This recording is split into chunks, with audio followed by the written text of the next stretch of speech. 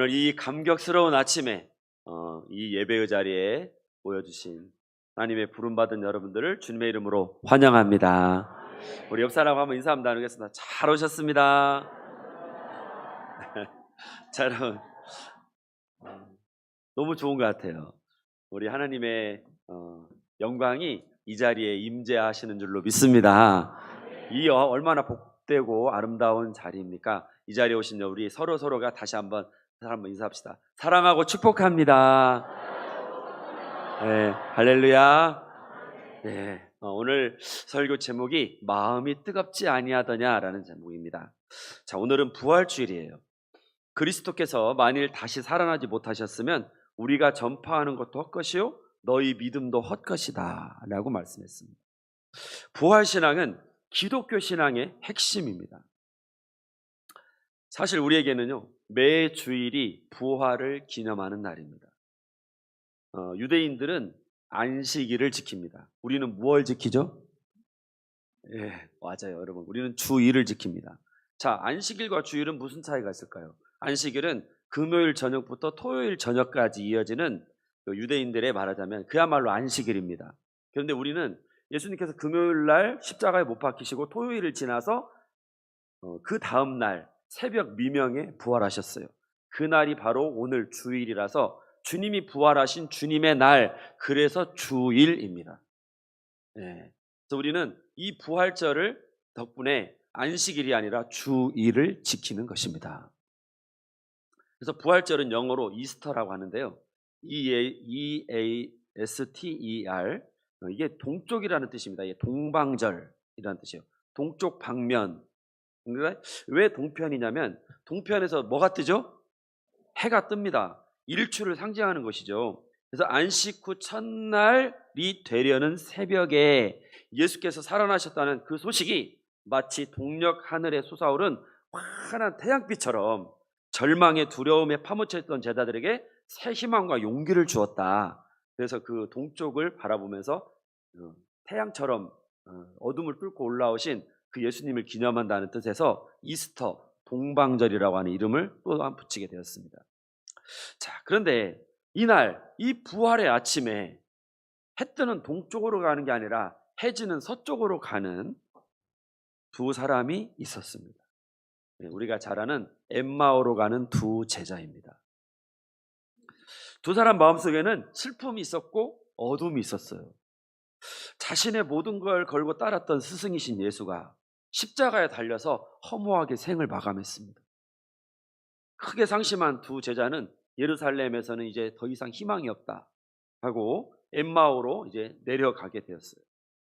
근데 이 내려간다는 말이 사실은 지리적으로도 맞습니다. 예루살렘은 높은 데 있고 엠마오는 한참 밑으로 내려가는 방향 쪽이라서, 그래서 엠마오로 가는 길은 비통함과 상실감으로 가득 찬 길이었어요. 절망과 두려움 속에 있을 때 신기하게도 우리 눈은 어두워집니다. 그래서 뻔히 봐야 할 것도 더 못 봐요. 그런 탓에 두 제자는 갑자기 동행자로 끼어든 인물이 누구인지 그 눈이 가려져 가지고 미처 알아보지를 못했습니다. 여러분, 사진 그림이 바뀌었죠. 네, 이렇게 이 계신 듯 안 계신 듯한 모습으로 동행하는 분이 있었다는 거예요. 그들이 슬픔과 어둠에 잠기게 된 것은 사실은 주님의 죽음보다 더 깊은 이유가 있어요. 뭐냐면 이스라엘을 속량할 자라고 믿었던 분이 살아나셨대 라고 하는 소문을 듣기는 들었어요. 그런데 안타깝게도 그 기대는 더 큰 실망으로 변합니다. 왜 그랬을까? 우리 한번 구절을 보실까요? 넘기시죠. 시작. 우리와 함께한 자 중에 두어 사람이 무덤에 가 과연 여자들이 말한 바와 같음을 보았으나 보지 못하였느니라. 마지막에 예수는 보지 못했어. 소식만 잔뜩 있지. 이게 십자가 사건 이후 모든 제자가 가졌던 두려움과 절망의 근원이었어요. 지난 3년 동안 늘 같이 계시던 분, 하나님의 말씀을 깨우쳐 주신 분, 수많은 기적을 행하고 힘들 때마다 지칠 때마다 새로운 용기를 불어넣어 주신 분, 그분을 이제는 더 이상 볼 수 없다는 겁니다. 살아나셨다고 하지만 눈에 안 보이니까 그것도 다 소문인 거예요. 그래서 이 제자들은 깊은 절망에 사로잡혀 있었습니다. 그러나 이무의 동행자로 찾아온 주님은 그 모든 상황을 이제 역전시키시게 됩니다. 넘겨주시고 귀가 열리고 눈이 밝혀지게 하시며 얼음장처럼 식어버린 가슴을 기쁨과 소망으로 다시 타오르게 하셨습니다. 부활의 주님을 만나고 일어난 제자들의 변화야말로 오늘 우리에게 꼭 필요한 역사라고 믿습니다. 오늘 여기 모인 우리도 모두 부활의 주님을 영접함으로 감격과 기쁨이 회복되기를 바랍니다. 엠마오 길에서 돌이켜 약속의 땅을 향해 달려가는 우리 모두가 믿음의 경주자가 되기를 소망합니다. 자, 그러면 여러분, 우선 살펴볼 것은 제자들이 왜 낙심하고 절망했느냐는 거예요. 그 원인이 어디 있느냐, 이걸 우리가 살펴볼 필요가 있습니다. 이걸 딱 한마디로 요약하면 내가 제일 잘 알아, 이 병이에요. 내가 제일 잘 알아. 예수님의 시신을 보지 못했고 대신 주님께서 살아나셨다 하는 천사들의, 그렇게 증언하는 천사들은 보았다고 하되, 이게 카다라 통신이에요, 쉽게 말하면. 이런 소식은요, 사실은 최측근만 할 수 있는 1급 첩보 비밀과 같습니다. 그리고 이것을 이 엠마오로 가는 두 제자는 방금 업데이트된 따끈따끈한 뉴스처럼 그걸 받을 수 있는 위치에 있었어요. 그러면 오히려 부활의 희망을 가질 만한데 두 사람의 걸음이 계속해서 그냥 엠마오로 내려가고 있어요. 이 소식은 아무런 효력을 발휘하지 못했습니다. 그때 이무의 동행자로 나선 예수께서 끼어드셨어요. 그래, 대체 너네들은 무슨 이야기를 나누고 있느냐? 그랬더니 글로바가 뭐라고 하냐면, 다른 사람 다 하는 걸 어째 당신만 몰라? 이렇게 핀잔과 힐투로 예수님을 몰아세웠어요. 그런데 이제 우리가 읽지 않았지만 글로바가 알고 있는 모든 내용들은, 또 지식과 경험은 온전치 못하거나 불완전한 절반의 지식밖에 안 되는 다 그런 거였습니다. 대표적으로 예수님을 소개할 때 뭐라고 하냐면, 예수님께 예수님을 소개하는 거예요. 지금 뭐라고 하냐면 말과 일에 능하신 선지자라고 했습니다. 자, 여러분, 물론 예수님이 선지자예요. 하나님의 말씀을 전하는. 그러나 그게 다는 아니죠. 예수님은 전능하신 주님이십니다. 그걸 말 안 하고 그냥 선지자이기만 한 거예요. 두 번째, 이스라엘을 속량할 자라고 바랐노라 그랬는데, 예수님은요, 우리를 죄에서 해방시키는 영적 메시아이신데 정치적 메시아로 오해를 했던 것입니다. 그리고 세 번째, 예수는 보지 못하였다. 지금 내 눈앞에 누가 계시는데, 예수님이 계시는데 예수는 보지 못하였대요. 그것도 자기 말이 아니라 남들 말을 담아와서. 그러면서도 예수님 앞에서 예수님을 소개하면서 내가 제일 뭐해? 잘 알아. 여러분, 이런 모순이 어디 있습니까? 오히려 그런 어설픈 지식과 경험 탓에 눈이 가려지고 귀가 닫히고 마음에 단단히 빗장이 걸리고 말았던 것입니다. 어떤 지하철 경로석에 앉아있던 아가씨가 있었어요. 이제 지하철을 이동하면서 경로석에 앉아있는데 할아버지가 올라와서는 그 아가씨가 타 있는 걸 보고는 서로 이제 거의 가까운 거리에 왔어요. 아가씨는 얼른 눈을 감았습니다. 잠자는 척 하려고. 그랬더니 이 깐깐하게 생긴 할아버지가 아가씨의 어깨를 치면서 말했어요.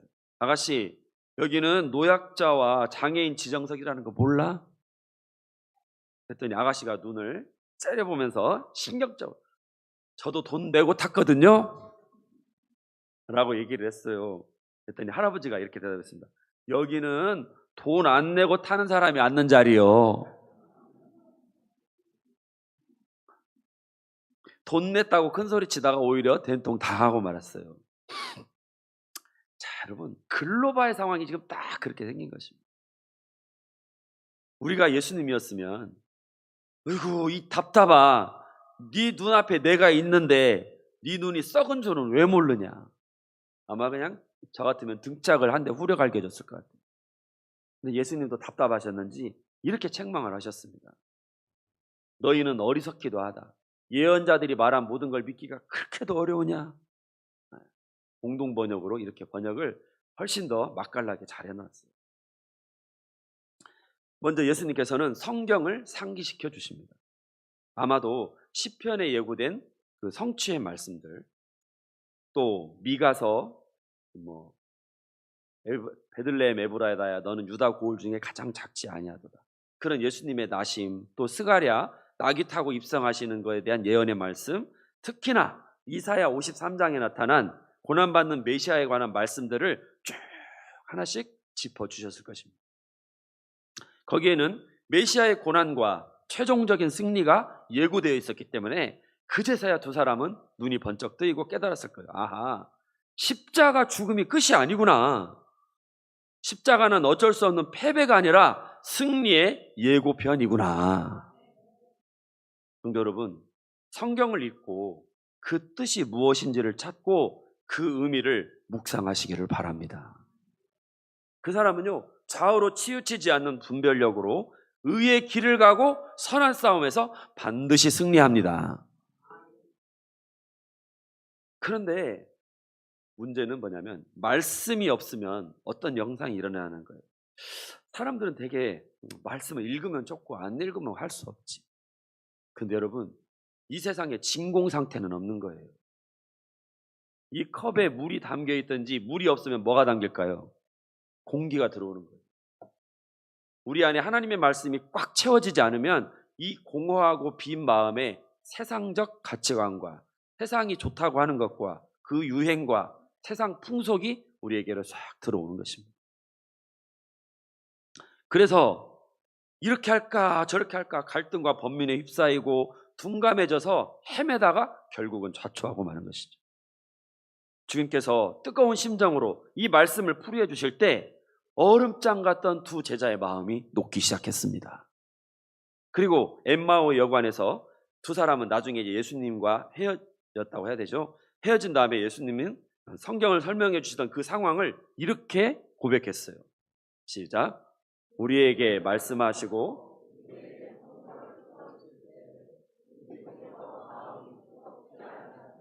아멘. 예수님이 뭐라고 하시냐면 내가 땅에 불을 던지러 왔노라 라고 말씀하셨어요. 그 은혜의 불이 제자들의 가슴에도 옮겨 붙었음을 고백하고 있습니다. 그렇습니다. 부활의 주님을 만난 사람은요, 눈이 열리고 가슴에 하늘의 불이 임합니다. 할렐루야. 감리교 창시자 요한 웨슬리라는 분이 있습니다. 이분이 일기장에 찌어 있는 내용이에요. 1738년 5월 24일 날 아침, 이분이 루터의 로마서 주석을 읽고 있었습니다. 이분이 이제 사역자이기 때문에 그런 이제 이런 것들을 읽으셨겠죠. 근데 이 책은 믿음으로 말미암는 구원을 주제로 성경을 그렇게 주해해 나간 그런 책이라고 볼 수 있습니다. 그런데 이 책을 읽다가 9시 15분경에 웨슬리는 신비한 경험을 하게 됩니다. 내 마음이 이상하게 뜨거워지는 것을 경험하였고 내 죄를 다 사하시며 죄와 사망에서 구원하신다는 것을 나는 확신하게 되었다. 내 일생에 처음으로 경험한 뜨거움이었다. 내가 그리스도 안에 있다는 사실을 깨닫게 되고 내 마음속 모든 정욕과 죄악이 물러가면서 주님만을 모시는 기쁨으로 충만했다. 웨슬리는 이 기쁨을 참을 수가 없었어요.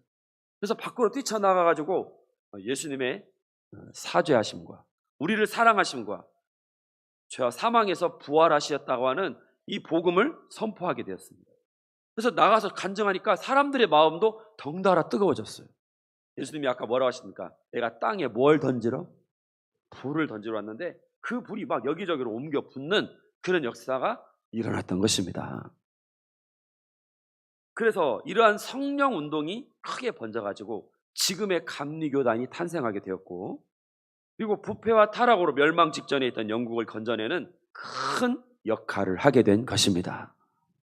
부활의 주님은 엠마오의 두 사람에게, 또 디베랴 바닷가의 제자들에게, 또 요한 웨슬레에게 먼저 찾아오십니다. 그리고 말씀을 생각나게 하시고 그 안에 담긴 구원의 진리를 많이 들여다보도록 우리의 닫힌 눈을 열어주십니다. 잠든 자들은 깨우시고 메인 자들은 자유케 하시고 냉랭한 가슴은 뜨겁게 타오르게 하십니다. 할렐루야. 성도 여러분, 이제 우리 모두 부활의 주님을 초청하십시다. 내가 잘한다는 교만과 허풍을 버리고 우리가 겸손히 주님, 나는 내 힘으로는 내 일을 감당할 수 없사오니 주님, 내가 이제 주님을 영접하오니 나의 주인으로 찾아와 주옵소서. 이렇게 낮아지고 주야로 말씀을 묵상하고 읊조리며 그 안에 담긴 구원의 진리를 발견하기까지 우리가 전심전력하십시다. 내 공허한 심령에 갈 바를 몰라 헤매는 자리에 주께서 찾아오시고 세미한 음성을 들려주시기를 간구합시다. 우리 마지막으로 이 말씀을 함께 봉독하겠습니다. 시작. 우리에게 말씀하시고 우리에게 성경을 풀어주실 때에 우리 속에서 마음이 뜨겁지 아니하더냐. 부활의 주님이 우리와 함께 하시기를 간절히 소망합니다. 기도하겠습니다.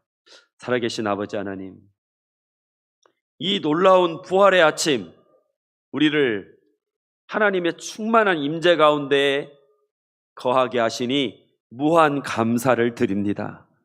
하나님, 이제 거짓 것은 다 물러가게 하시고 그리스도의 거룩함과 충만함과 진실함이 우리 안에 살아 꿈틀거리게 하여 주시옵소서.